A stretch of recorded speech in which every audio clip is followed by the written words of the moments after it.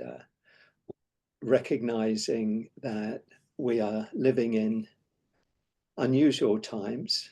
You know, the word unprecedented is quite used quite often, kind of it's somewhat overused, but somehow I've been living here for almost 50 years, and I haven't lived through a time like this. And you know, just in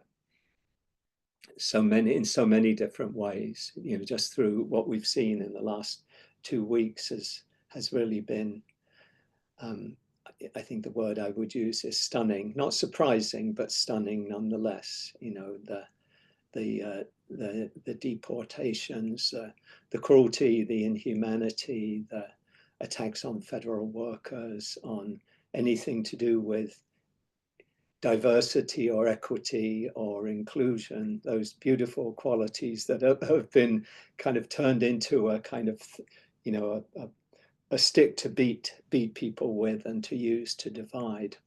Anyway, I'm not going to get into that, but just to recognize that, and also to recognize that there may be a diversity of opinions. So I'm just giving my view, but I'm just kind of where I am.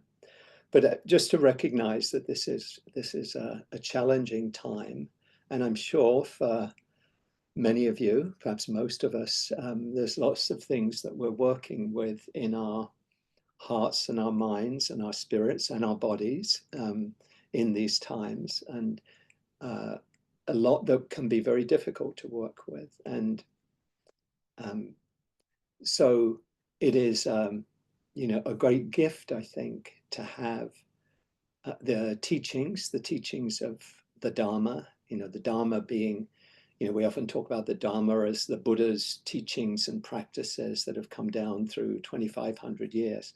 But the Dharma is even bigger than that too. The Dharma is all of the wisdom teachings, all of the teachings of compassion, wisdom, and truth, you know, whether they come through Rumi or Rilke or from, you know, whoever they come through. You know, we know truth, you know, when we ground ourselves. We know truth when we see it and hear it. And it's that larger sense of Dharma, and very much the Buddha's Dharma, the Buddha's teachings and practices, this amazing path of training to awaken our hearts and to help others awaken their hearts. And so I want to welcome you to this space, this online space. You know, just appreciate all of us. You might take a minute to look at, you know, we got maybe almost 60 of us here together. Just, you know, some of us are on screen, some of us are not on screen, but just to appreciate this being here together, and really how important it is in these times, in this time and in these times. Because, you know, the hallmark really of suffering, you know, the word in the Buddhist teachings is dukkha. Again, very central word in Buddhism, dukkha, suffering, unsatisfactoriness, things, feeling things that aren't the way we want them to be. You know, when we're caught up in dukkha, whether it's fear or anger or rage or craving or whatever it is, there's a sense that, you know, we're alone. You know, I want this, or, you know, I need to have this, or I need to get rid of these horrible people or things or whatever. We get caught up in that sense of I. And freedom really comes in recognizing that I is really, when we identify with it, it's suffering. And when we let go of that identification, we can find freedom. And we find the freedom really in community, in our interconnectedness, in what Thich Nhat Hanh would call our interbeing, you know, that we're, and it's kind of this, and particularly at times like this, I think you know, remembering this is really important, because the only way we'll get through this in a healthy and, you know, freeing kind of way is together, you know, together here, you know, in like this community and the larger spiritual community, but really the community of all beings, you know, the community that recognizes even, you know, recognizes that those who are causing harm are themselves very much part of the beloved community. You know, Martin Luther King spoke about the beloved community, a community grounded in love and compassion, and that has to include everybody. And our journey has to, and our vision has to be towards that. And that's what the Dharma teachings, you know, as well, you know, kind of point us towards. And I say that as a kind of a longish introduction, because that's kind of the theme of what we'll be exploring today. You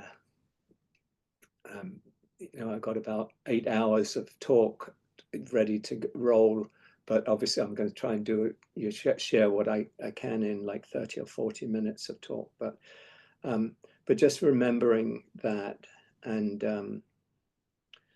the power of community, the power of sangha, of this being together.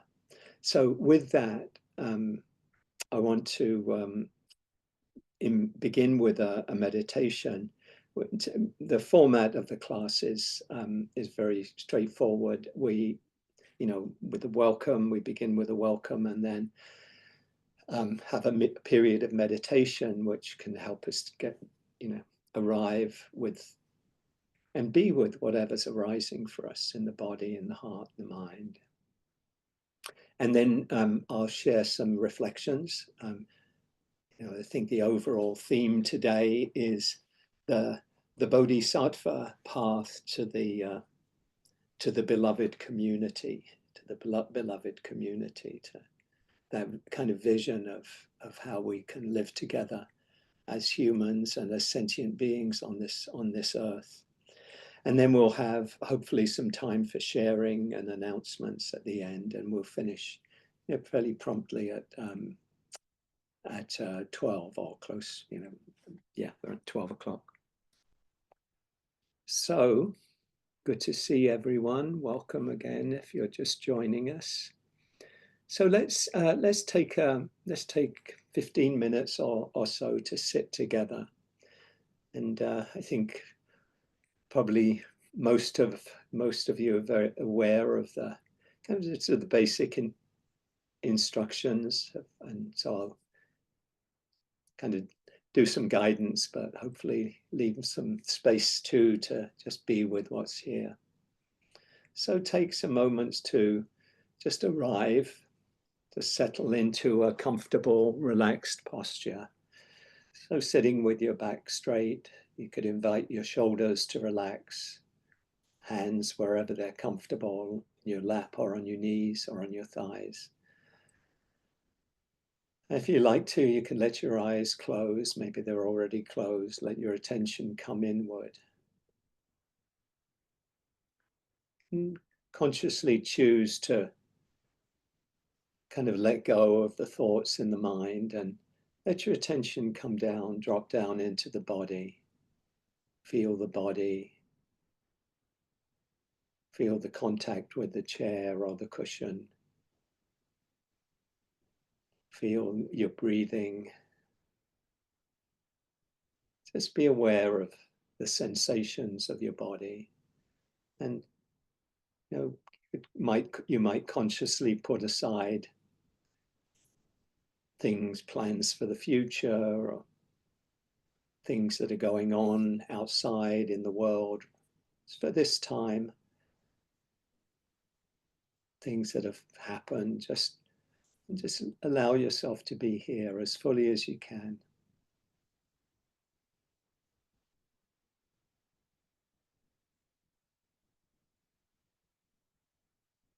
You might find it helpful to take a few longer, deeper breaths to help you just settle and arrive. Nice deep in-breath, filling the chest, filling the lungs. And then long, slow out-breath, releasing, letting go. Imagine you're breathing out any worries or stresses or tension. Just let it go. Let them go. Breathing in, calming the body.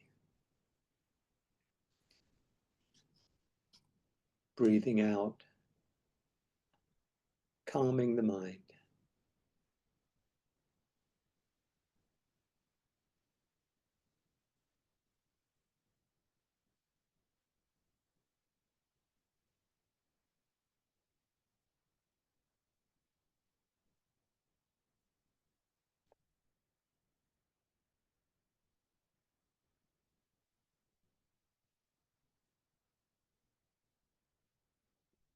And letting your breathing help you settle and be here.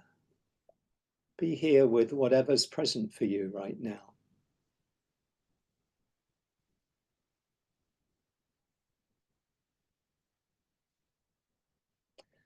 And it can be helpful at the beginning of a meditation to gladden the mind.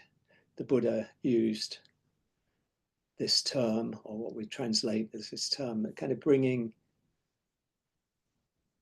warmth, maybe some joy into the heart and the mind, the body.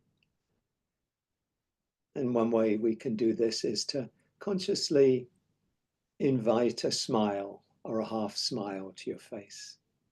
Kind of just bringing the muscles around your eyes and around your mouth into the kind of expression of a smile. You know, the kind of smile that you have if you see a beloved friend or a child or a grandchild or a pet that you love.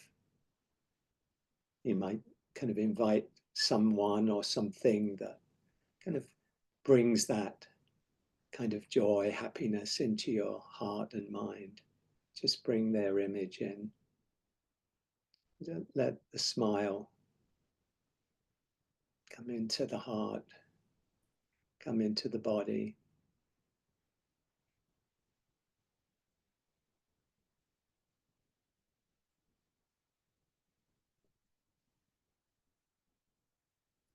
And you might let the smile be an expression of how you want to meet whatever's coming up. See if you can meet it with the expression or the attitude of a smile.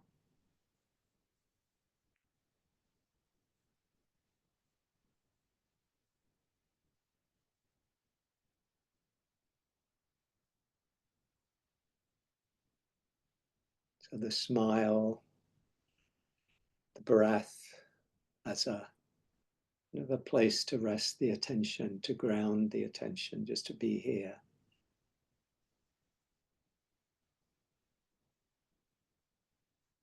It can be helpful, particularly if there's anything that's challenging or difficult or painful, to put your hand on your heart, maybe a hand on your belly. And just connect with this life, this body, this heart, this breath.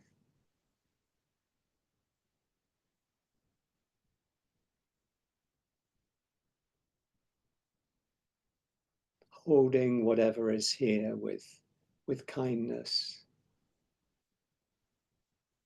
with care, with compassion.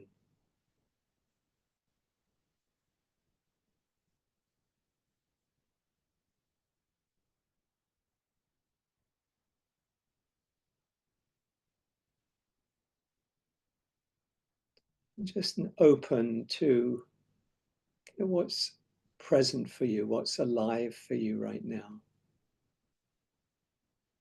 in this moment. And you might just invite in, what is around for you in these days. Maybe there's some challenging things, maybe there's some joys, whatever is present for you, just make space for what's here. Without any story about what's going on, just the direct experience. If there's sadness or anger around things that are going on, see if you can just be with how it feels in the body, in the heart, in the mind.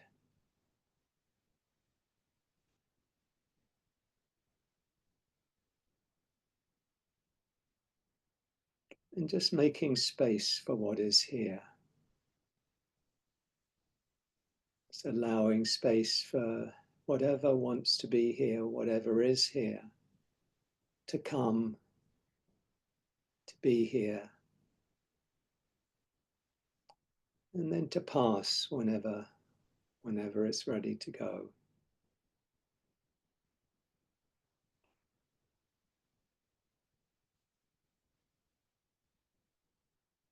So that nothing that comes up for us needs to be a problem if it can be held in kindness, with acceptance.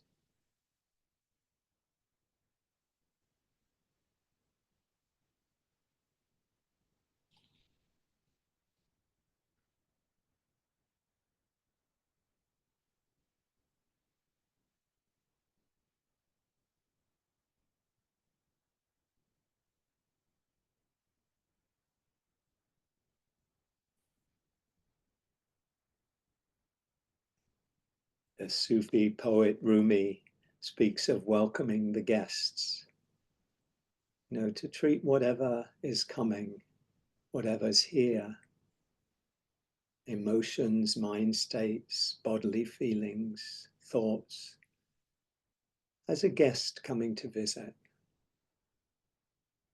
and not to hold on to the pleasant guests or push away the unpleasant ones, just to allow space for them to just have their expression, and then to go when they're ready to go.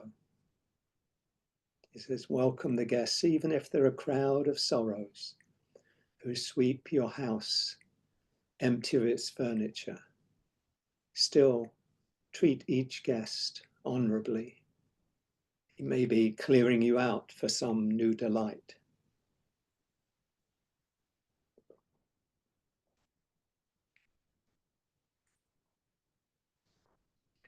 Goes on the dark thought, the shame, the malice.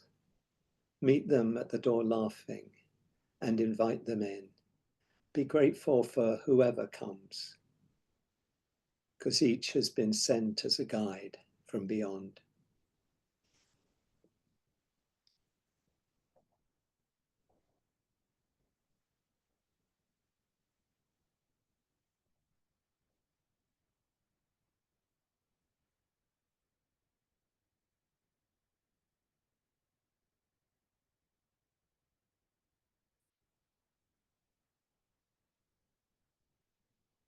So just being aware of what's present and making space for what's here. And if it's helpful, you can use your breathing as an anchor, as a grounding, as a place to rest the attention.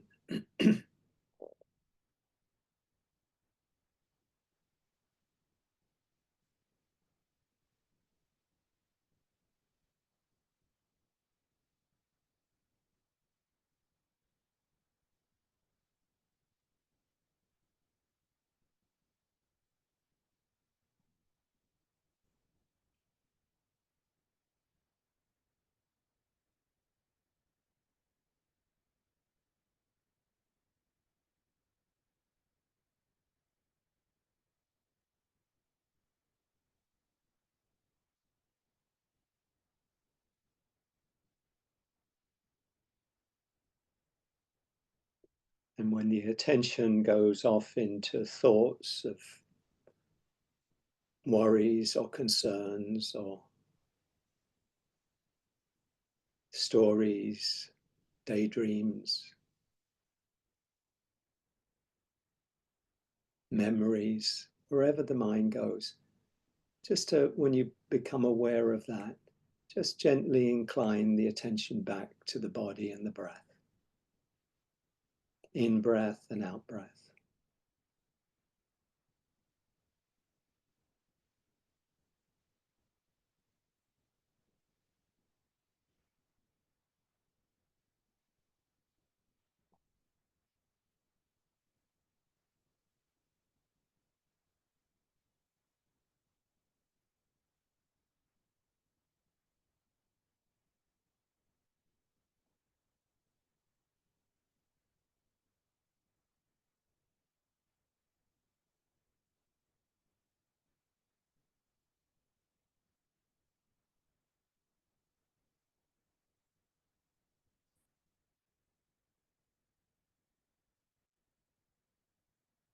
Just coming back to the body, coming back to the breath, anytime.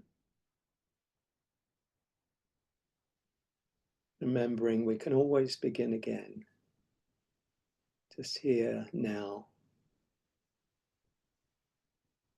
meeting this moment. As Dorothy Hunt says, peace is this moment without judgment. This moment in the heart space where everything that is welcome. Peace is this moment without judgment. This moment in the heart space where everything that is welcome.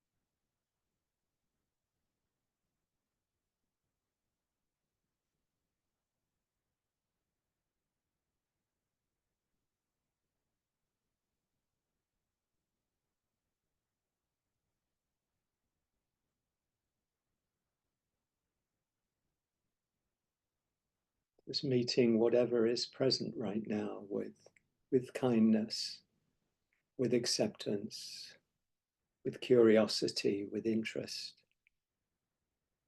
Just this.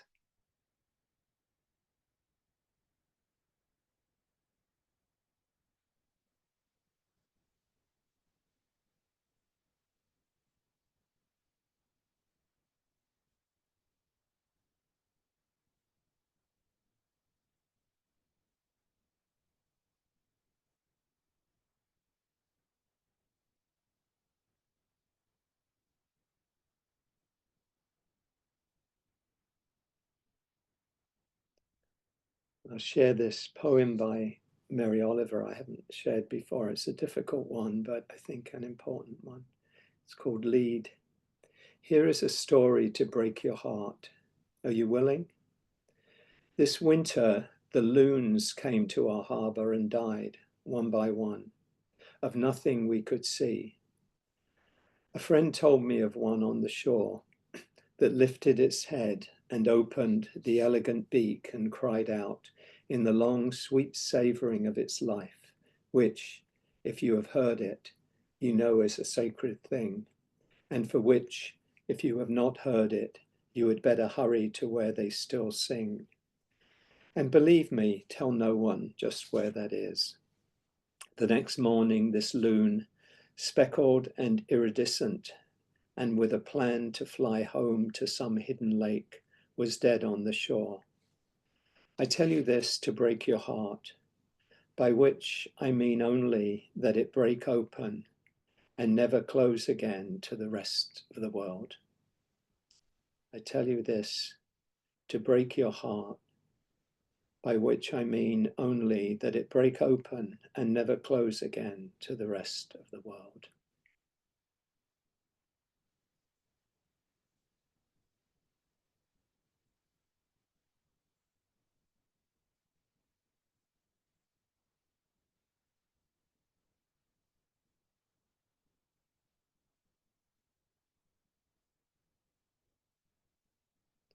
So just in these final couple of minutes, being present with whatever is arising in the body and the heart, the mind and the spirit, and feeling yourself part of something larger, just everyone here together today, this community, this Sangha, but also the much larger community of everyone who wants to build a more compassionate, more peaceful world. Millions and millions, millions and millions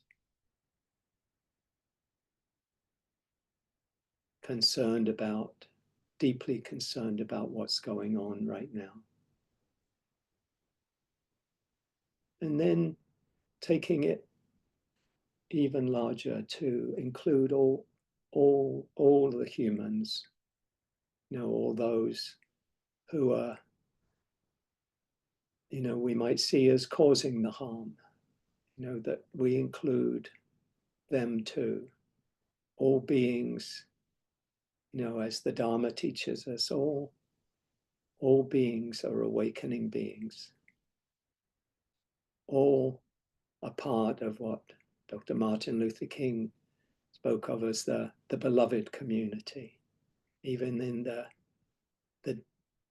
most painful times in the civil rights movement, he would remind everyone that no one should be put out of our hearts, out of their hearts.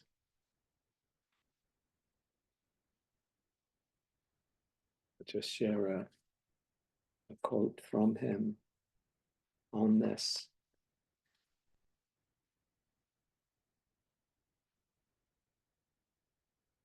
He says, I've seen too much hate to want to hate myself, and every time I see it, I say to myself, hate is too great a burden to bear.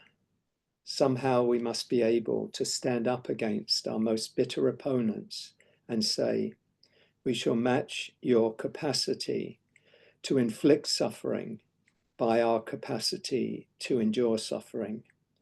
We will meet your physical force with soul force. Do to us what you will, and we will still love you. But be assured that we'll wear you down by our capacity to suffer. And one day we will win our freedom. We will not only win freedom for ourselves, we will appeal to your heart and conscience that we will win you in the process, and our victory will be a double victory. It was from his 1967 sermon, The Peace.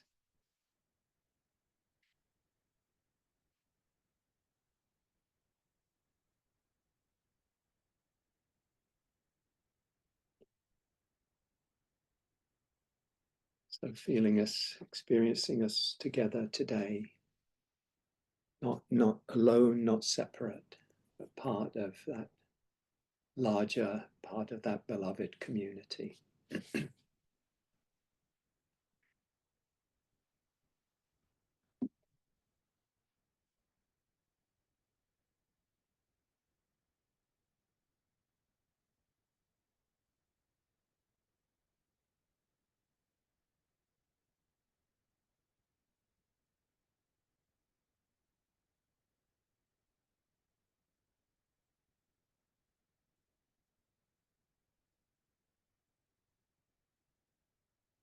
Take your time coming back, kind of opening your eyes, coming back into connection with each other, kind of more the outer being together.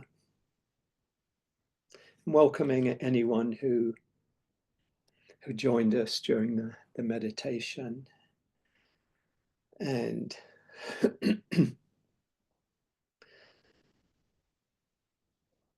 if you would like to, if anyone would like to, if many would like to, I'd just be interested if you have like 2 words, 3 words, just to share what's present for you, what came up for you in the meditation. What are you, what's in your field right now, whether it, whether it's challenging or difficult, or whether it's, heart opening or warm or whatever, and anything in between. Please, if you would be willing, just put a couple of words in, 2 or 3 words. It'd be nice to just hear from everyone. It's not so easy for, to have a kind of more of in this context, a dialogue, and we have, it's probably helpful to, to be able to kind of lay something out and then have some discussion. But if you'd like to do that, and I know maybe if not, that's fine too. I'm happy to share, but yeah, it'd be nice to get a sense of what's present. I say for myself, I think the predominant thing is just the gratitude for community, for Sangha, for being together in this way. Gratitude for the teachings and the practices that certainly for me, kind of give me a way of holding all that's going on without being, not that I'm unaffected, probably none of us are unaffected, but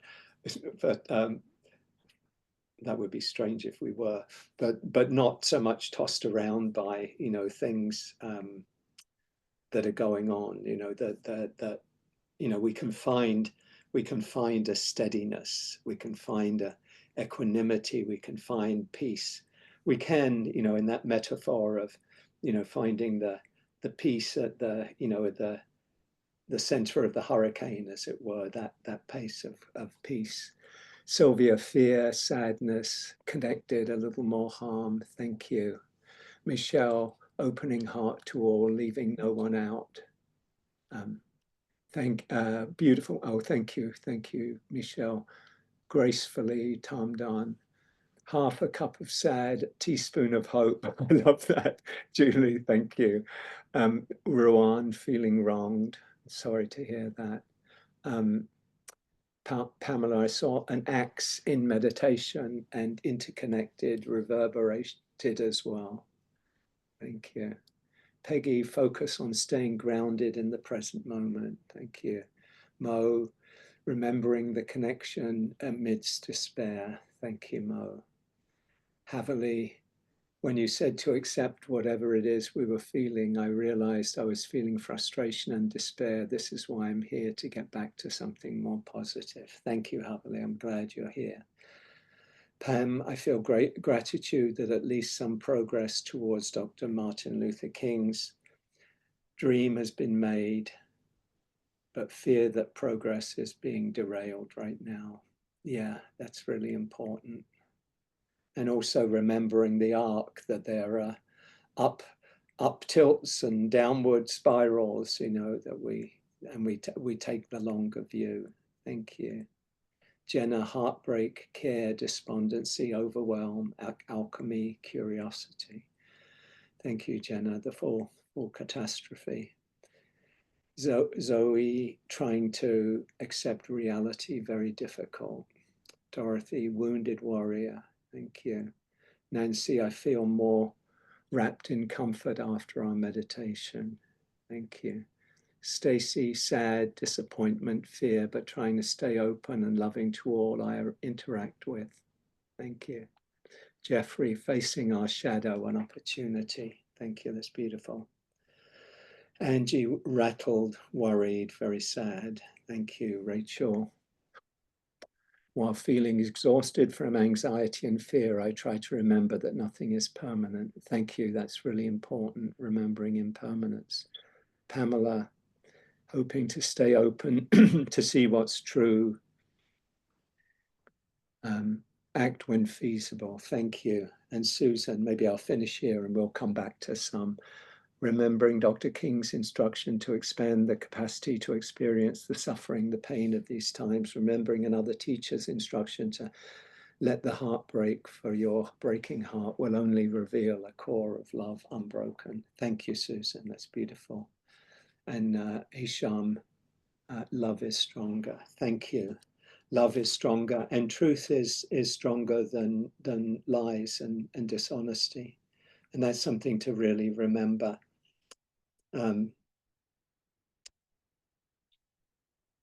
have a quote. I'll probably find it. I want to get it kind of somewhat accurate from from Gandhi. I know I write these things down, but I forget where I wrote them down and stuff. But it's you know, that tyrants come, but they all fall. In the end, they all fall. Everyone, you know, he says in that quote. So paraphrase.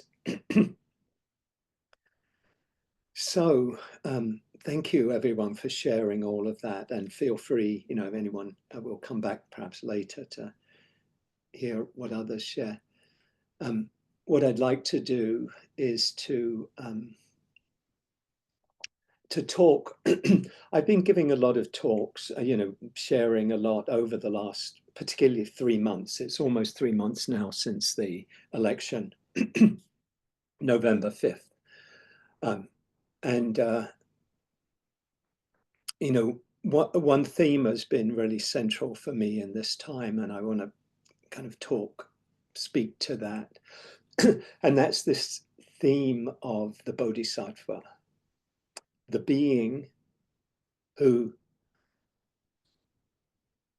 is committed, you know, kind of the modern framing of it might be any being who is committed to waking up themselves, to finding freedom in their own hearts, and is committed to the awakening, as in exactly the same way, are committed to the awakening and the freedom of all beings.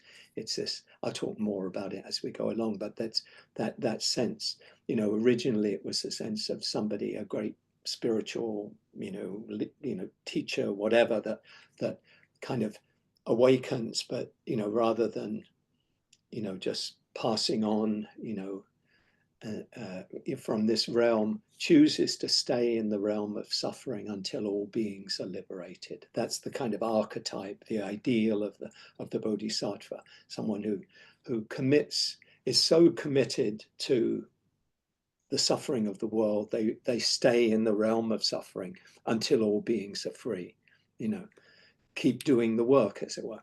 So, you know, we had a kind of quite a big thing this last weekend that IMCW organized on. It was called When the Rubber Hits the Road, the Dharma in Difficult Times, something like that. And I was part of that and talked on, and some of you may have been there. We had, you know, quite a lot of folks at that. Tara was there, and Sharon Salzberg, and Bob Thurman, and some wonderful teachers. You know, that's that theme of really, that's kind of I've been talking, and other teachers have been really focused on in this period. You know, how can the Dharma, how can these teachings and practices support us in these times? And I imagine that's why many of you are here, particularly today. I mean, some come all the time, but, you know, particularly. And so, you know, I've been just thinking today about, you know, the framing of this, of, you know, kind of sharing today. And it came to me just earlier today that, you know, one way I want to, maybe it might be helpful to do that, is just through a little bit of a story, my own story of kind of coming, of why and how this practice has become so central to me. So, you know, so central to my practice, and also to what I've been teaching on.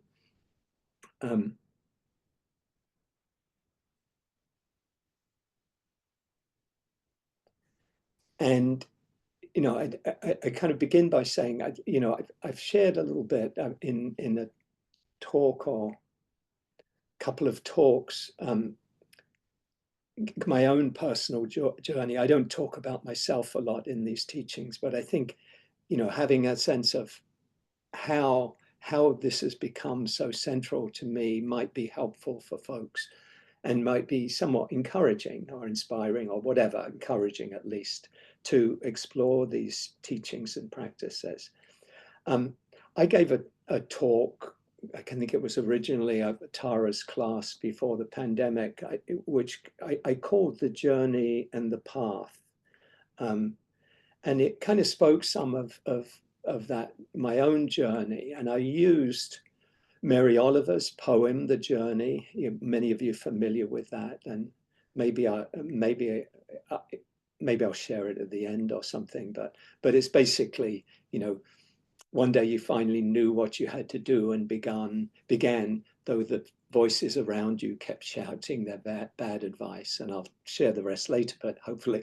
But it's a wonderful Dharma talk in about 20 some lines of poetry of coming from a place of suffering, with all of the, you know, all of the things we feel, you know, people telling us, do this, don't do that, do it. And in the middle of all of that, seeing, kind of hearing that inner voice and beginning that, going on that path. And then she talks about the journey of the road full of fallen branches of stone, but little by little, as you left their voices behind, you heard a new voice that you slowly recognized as your own, that kept you company as you strode deeper and deeper into the world, determined to do the only thing you could do, determined to save the only life you could save. So in the end, I shared most of the poem anyway, but that kind of arc of that journey, you come out of the suffering, out of the dukkha, you realize you've got to go, and even though it's lots of turmoil and turbulence, you kind of find your way through the stones and the brambles and all of that, but you continue to follow, you know, as the stars began to shine through the sheets of clouds, and there was a voice that you slowly recognized, that you continue, determined to do the only thing you can do, determined to save the only life you could save. And I use that as the poem as a metaphor for my own journey, and the kind of the metaphor of the journey and the path. And so you know, at that talk, I talked about the journey and the path. And I just talk about a couple of the main elements. I get, you know, kind of my story. You know, I was born in London, Irish Catholic family, 9 children, post-World War II. You know, tough going. We never went hungry, but the phrase that I remember from my mother, one of the most common phrases was making ends meet. I can't make ends meet, you know, making ends meet. And, you know, that metaphor of kind of, can I get the £2.50 a week to buy all the food that we need to have, and get Mary a new pair of shoes because she's starting, and, you know, all of that stuff, you know. So, but you know, we did well, we did okay. we you know, you know, and we were an immigrant family, and, you know, immigration has been part of my kind of physical journey, and my kind of ancestors, last few generations from Ireland. But anyway, I was, you know, we grew up Catholic, and my mother was very religious when I was growing up, and that helped her through. But I kind of left religion, you know, it seemed for me, it was like, you know, no, at the age of about 14 or 15, it was like, it seemed all about dogma and doctrine.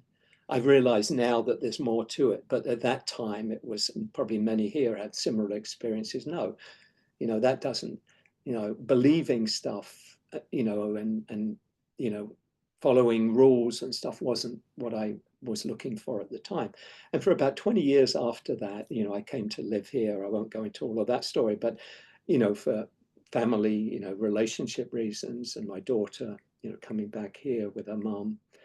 And I didn't have anything to do with religion, you know. I was very much a kind of like, you know, it's what was important to me was, you know, build a, you know, a better world, and you know, engaging in, you know, political activity, trying to, you know, trying in the way as I saw it then to you know, struggle for justice and equality and peace. And I was, you know, I was a bit academic work and was working on a PhD in Los Angeles back in the 80s.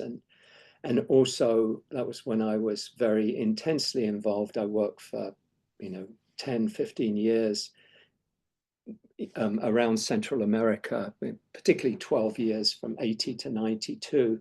And I was a full-time organizer, and we were, you know, organizing demonstrations and, you know, putting pressure on Congress and making visits down to, you know, mainly I was focused mainly on El Salvador in that period. And it was very, very intense. And I that was kind of like very much caught up in that. But something happened in a, I think it was 1980, 86. You know, the story background isn't very important for the point here was, but I happened to be reading a book by Alan Watts called The Way of Zen. And I wasn't really interested in Buddhism. You know, it seemed much too quiet and much too passive. And but this book, Zen, had a little bit more of a cachet, you know, folks coming out of the 60s. It was a little bit more Zen and the Art of Motorcycle Maintenance, and those kind of like sex, drugs, rock and roll, and a bit of Zen thrown in, you know. So Zen was a bit different from the other kind of Buddhism. So you know, but it was actually having an effect on my mind and my, you know, something was, even though there were lots of these words, I didn't quite, what is Kensho? What is Satori? You know, but something was happening. And I had this experience. You know, I was in Salt Lake City with my then partners and our young baby child, Joe, and I was up at the university. I was doing my stuff about planning. When I got back, we were going to organize this, and we were doing a big demonstration in Los Angeles and all of that. And I didn't know quite. I'd only been there once before or twice before, and I didn't know the way home. And I was in this place of like, is it this way? Is it this way? And it felt like all this tightness built up, and then everything fell away. You know, it all fell out. And there was this voice inside me that says, just walk, just walk. And then it was like, obviously I found my way back, and it was like, but I shared this in this earlier talk that for months I lived in a place of great happiness and peace. And you know, I tell the story of actually, you know, part of the organizing. I used to have to come to LA, not come to DC a few times a year for organizing and stuff. And I remember coming down the up or down the escalator at DuPont Circle and saying to myself, I'm very, very, very happy. And there was this happiness that I experienced that was very different from anything I'd experienced before. Anyway, all of this is to say, you know, after a while, it kind of old habits came back in and stuff. It wasn't, I didn't go off into, you know, parinirvana or anything, but it was something. What I saw about that was it kind of opened my spiritual journey. And afterwards, I went on this kind of not so much physical trek, but a trek within the consciousness, you know, reading the Bhagavad Gita and the Upanishads and Meister Eckhart. And, you know, you probably, you know, many of us are probably familiar with some of these things, as well as the Buddhist texts. But it wasn't about Buddhism per se, but it was just about realizing, you know, like the Mary Oliver poem, the journey, you know, that I was embarking on this journey.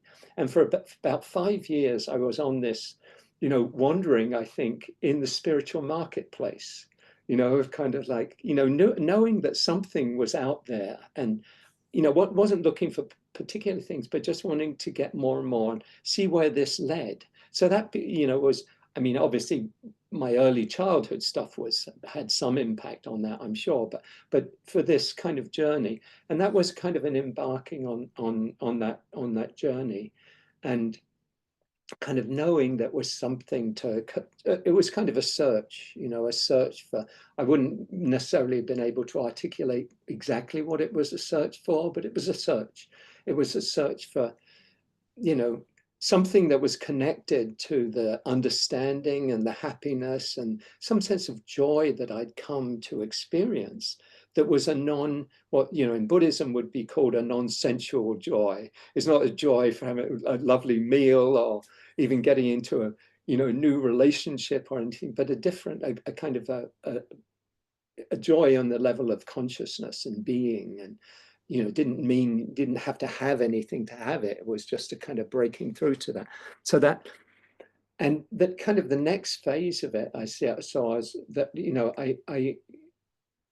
some colleague, had gone to a retreat up in up in Massachusetts, and he'd gone to a meditation retreat, and I've thought, oh, that's interesting. And it was a teacher who was both a Buddhist meditation teacher, but also very actively concerned about the world and environment and equality and justice and all of that. And so I went to this retreat, and it was a 10-day silent retreat up in Barre, Massachusetts, at the Insight Meditation Society. And so this was 1992, I think. And I had this experience of like coming home to something I knew within myself, a sense of peace. It was a struggle, it was a lot of struggle sitting still. I hadn't really meditated for more than maybe a few hours or maybe a day. And it was like sit, walk, many know the the drill, have lunch, sit, walk, sit, and it's a lot of struggle in there, but there was also a kind of a willingness to be with stuff, as we talk about. And, that first retreat was a kind of like, oh, yeah, this peace. This is what I am kind of looking for. And it was like, oh, and I said to myself after, I said, I think this is one of the best things I've ever done. I'll have to come back and do another one. So I think the next summer I came back and do another one. And it was a similar thing, still sitting with things. But I had another experience of like, just of a deep falling away of things, and a sense of deep peace and freedom. And again, for a very significant period of time, at least a number of months, I kind of was living in a place of great, of real peace and happiness and joy, much different than my life, as it had normally, as it had been. And actually, I was halfway through writing my PhD dissertation, and I had, like, right in the middle, this happened. I thought, I've got to let it go. I've got to, so for about 3 months, I was doing a chapter a month, and I just let it go and I found my way back to it afterwards for a while. Yeah, but for at least 3 months, I was kind of in this place of really just the joy of everything was, everything was joyful, and again, there were kind of ups and downs and things, but and again, different, and I could talk about this another time, different kind of habits of mind that hadn't been kind of resolved kept coming back, and ways I was living were maybe that weren't that, skillful, were unwise, and yeah, to maybe leave it at that needed to be explored, so things kind of, that kind of came back to a little bit more like, everyday life, but something had been seen. And for me, this was like this, what I characterize this as is like, this was like finding the path. I was on the journey, and now I found the path. And the path for me, for the last 30 plus years, has been the path of the Buddha's teachings and practices, and for 10 years or so, I practiced. I went on retreats. I went to India 3 times and did meditation retreats there, where the Buddha, had his awakening in Bodh Gaya, traveled around there, and this, and not want to get too much detail, but I made a choice at the end of the 1990s, as we were coming to Y2K, to leave my job and to, I'd been, this teacher, my main teacher had kind of said, well, maybe you should start thinking about, if you want to teach or share these teachings with others. He didn't have a path or a training course or anything. You just kind of go out and do your thing. And so I finished my job in December of 1999. And I said to myself, where do I want to be when it turns to the, new millennium? And I said, I want to be under the Bodhi tree in Bodh Gaya, where the Buddha was awakened. So I went there and, spent 3 weeks on retreat there. And then I came back, and from then on, I chose this would be my path, would be practicing and teaching, sharing these teachings. And that's been a journey, and getting involved in Insight Meditation Community of Washington and all of that. And I'm going to, what do you call that? Compact that too very quickly. For the last 20 or so years, I've been practicing and teaching, and the journey has been a profound one, but very much not any more of any very profound kind of those experiences of that that got me on the journey and then got me on the path. But something, obviously things were happening on a kind of a more day-to-day practice, and the changes that come and the deepening of the practice, but not those kind of big waves, that I'd experienced. But what I want to focus on is just this kind of period that we're in now. And I want to reflect that when Donald Trump was elected, what I call T1, the first time around back in 2016, I engaged, very much with the challenges of that, both in my practice and in my teaching. And, I did a year-long program with a colleague, Kyra Jewell, of engaged Dharma, a year of engaged Dharma. So I was very, one of the things I've been most focused on in the teaching over these last 25 years has been how to bring together the spiritual practices of awakening with how to engage in the world, how to engage with the suffering of the world, with the social and the political and the economic, all of that. But what I have to share is that I think I never, how do I put it? I never really grieved fully, the loss of that time. I remember having a conversation with Tara Brach at a retreat. We went out for a walk, and just after the election, the first election of Trump, and she talked about the grieving that she'd been through, and I think that's and I realized that I hadn't really grieved, and I think I never fully grieved that whole period. I talked a lot about unmourned grief over the years. But there was a way in which I don't think I fully touched into my own grief underneath all the other things, the anger and the fear and all of those things. So on some level, I think I was operating and have been operating from a place of, of reactivity to what was going on, just of like, obviously trying to frame it very much within the Buddha's teachings, But on an inner level, there was still this resistance to what was happening. You know, this, I think, a story in the mind that this shouldn't be like this, you know, this shouldn't be like this, which is the kind of hallmark of suffering, that I don't want this to be like this person shouldn't be doing the things that they're doing.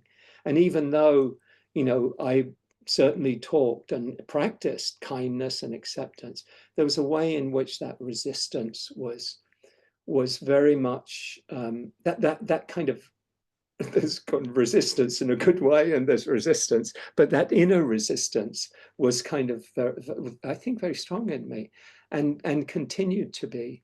And it's funny, but that, you know, as we came into what was this last year called 2024, you know, I have a EU passport, and it kind of went through my mind, you know, this could happen, and maybe Ireland would be a good place to live, you know, that the thing, maybe others have been through this kind of mental thing. But for me, it was a possibility because I could live in 27 countries of Europe and work there if I wanted to by having a passport. So I actually thought, but what was interesting was, you know, as the election, you know, going, I did, you know, what I could, as probably everyone here did what they could to try and bring about an appropriate outcome to the election, one that would be helpful for beings moving forward, always realizing that it might go the other way. Something happened to me on election night where, you know, I went in, like many, I think, with some level of optimism, but not real confident that we knew how it was going to go. But as the evening wore on, I remember, you know, something, you know, something kind of that felt significant happened. I saw, you know, probably an hour or two into the results coming out, I saw the, you know, where the, you know, the arrow on the New York Times thing was going, you know, and kind of just the underlying messages that were coming out of the early returns, and kind of like, I think I see where this is going. And something happened there that like there was a, you know, it felt like a stiffening of a spine and a steadiness, and there was kind of an inner voice that said, I have to show up. I have to show up for this, and however it unfolds, you know, for whatever comes of it. And what I'd been teaching over the years a lot about the Bodhisattva path, this path of a commitment to the awakening of all beings. And what really happened was that kind of my internal view shifted from a kind of a me view. What does this mean to me? How will this impact? I don't mean in a selfish kind of way, but just how we do tend to view things through our own lens, through our own family. What will it mean? All of this. Something shifted to the all beings lens, to kind of like, okay, this isn't about me. You know, I'm a relatively privileged, as many of us here are pretty privileged in many ways, not all of us, but there's a lot of, you know, different things that give us a cushion that somebody who's undocumented, you know, around the corner from me here doesn't have, and many others don't have, and people from vulnerable communities don't have. But what shifted for me was this kind of sense, oh, this is us. This is about us. And throughout this period, everything has been come through this lens, this understanding, this way of seeing and way of being of all of us together holding this, and looking at the path, looking at my practice as being the Bodhisattva path, the showing up, not for, you know, not just kind of to awaken my heart yes, obviously that's, you know, that's key to everything. How do I work with these emotions? How do I work with these mind states? But to frame that, you know, to open that to that larger frame of all beings, of the freedom of all beings, that my well-being, my happiness, my freedom is not in any way different from or more important than anyone else's, you know, anywhere else in the world. And the Bodhisattva path for me has been, in this period, has been, you know, a dramatic kind of shift. So what it has meant to me is that I don't feel fear in this period. There was underlying fear there before, and there was also a sense of separation. You know, not a card, you know, bad people, they're terrible people. I wasn't in that mode, but some underlying kind of sense of, you know, that we have the right view, and they, you know, they have the wrong view. Again, not to kick them out. There was an understanding that we're all, you know, all beings, but it was a more conceptual thing rather than a kind of a deeper heart grounded, you know, getting it. It was like the elevator stopped at the second floor, you know, but it really needed to kind of go right down into the basement, you know. And the basement for me is the Bodhisattva path. It's like realizing at the deepest level that this is us, not me.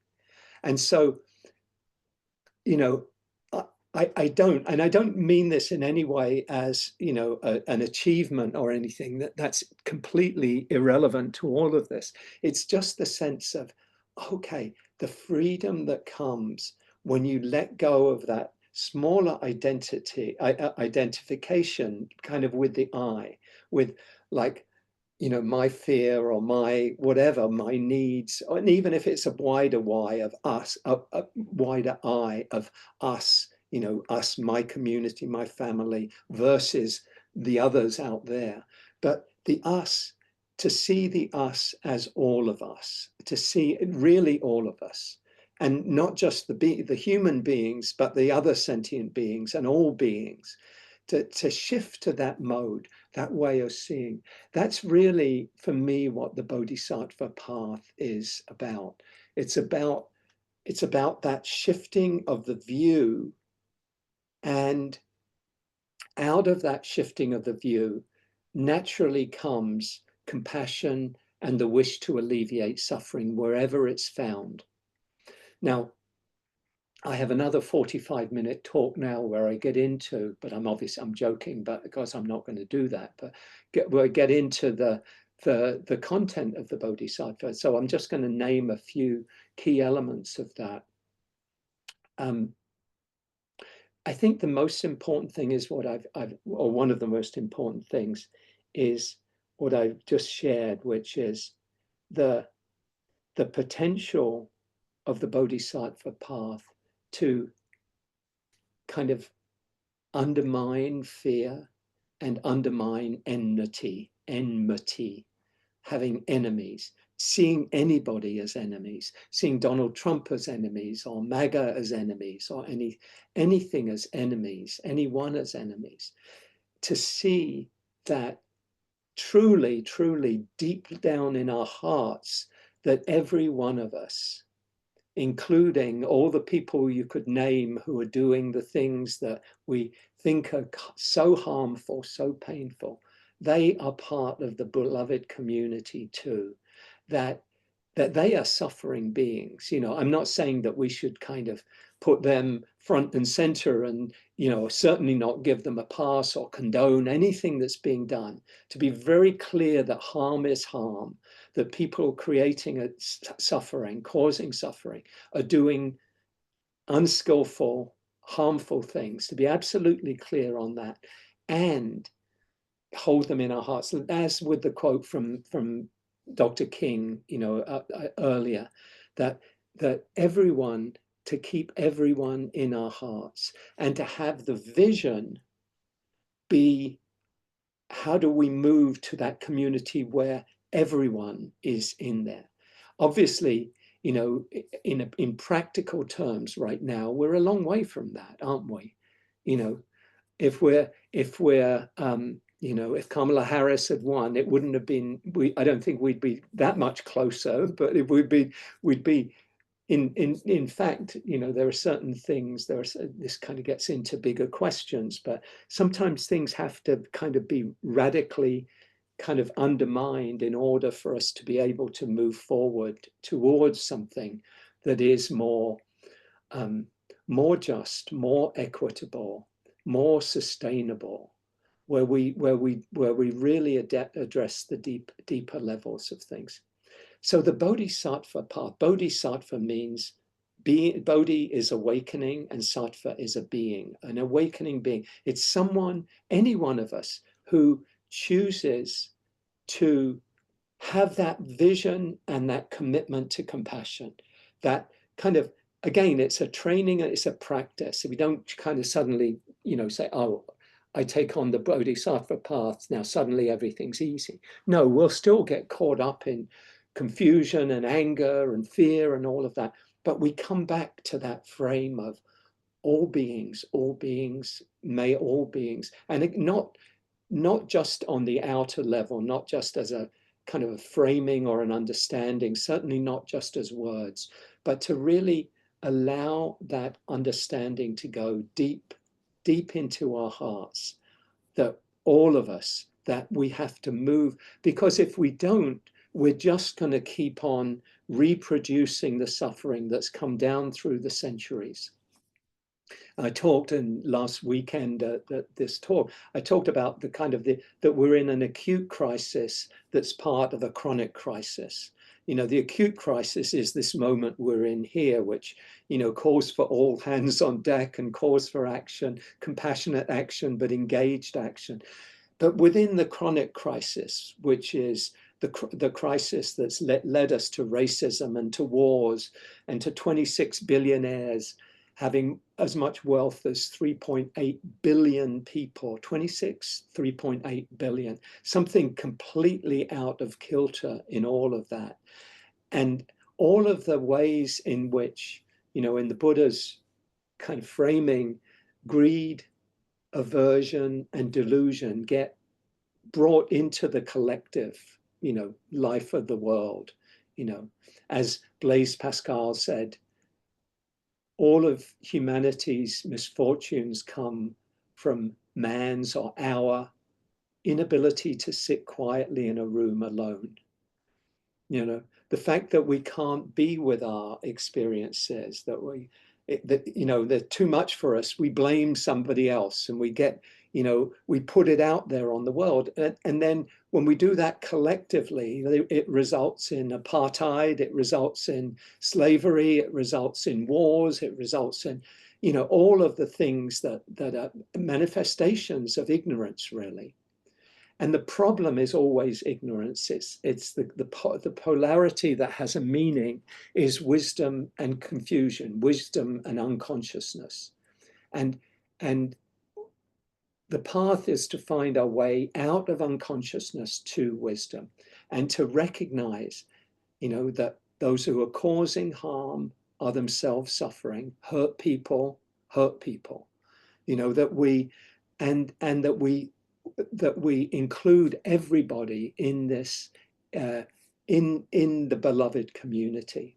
So all of this is kind of like a kind of an underpinning for, you know, well, one, to say that this for me has been, it's, you know, I talked about kind of the, you know, finding the journey and then finding the path.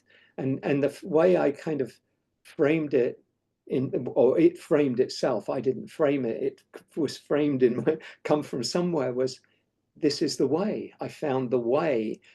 For me, in this period, the Bodhisattva path being the way to engage with all of this that's happening.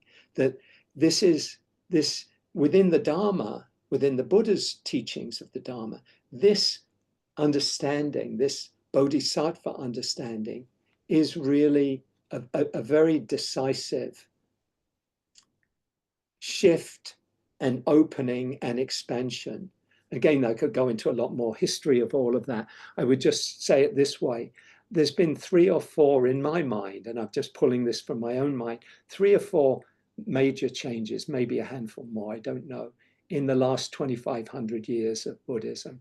But I think this Bodhisattva path 2,000 years ago, 500 years after the Buddha's life, was one of the most important turnings of the wheel of the Dharma. You know, it was in the northern tradition, what's called Mahayana. And along with maybe the development of Zen, the development of the Vajrayana, the Tibetan Buddhist path, those handful of things, maybe the spread of Dharma around the world, those things would be my handful of things. There's probably 1 or 2 more, but of the turning of the wheel of the Dharma. And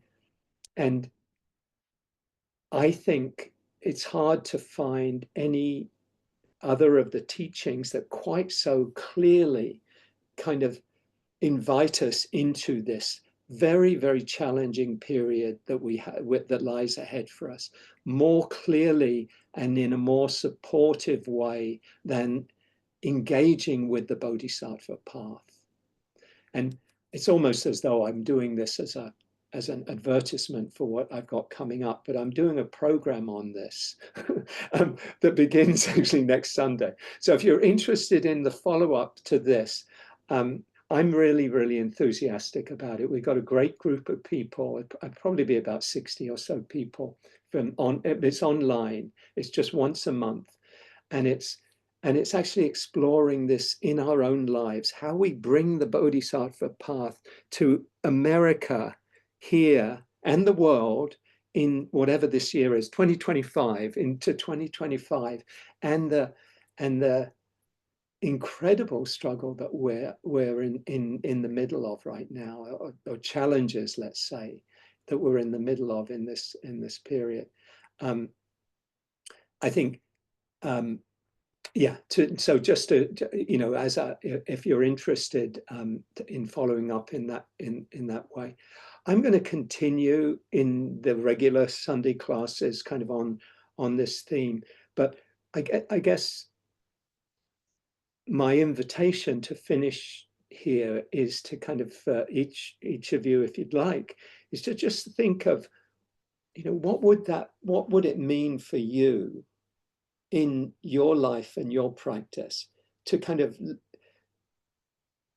take on this way of seeing, of letting go as much as you can of the personal, like what, you know, the kind of personal identification of it with self that we kind of get caught up in, and to open to this sense of all of us together, awakening together, and that everything, you know, is the vision and the hope is, and the aspiration is for the awakening of everyone. How can this serve? How can my actions serve the awakening of all beings?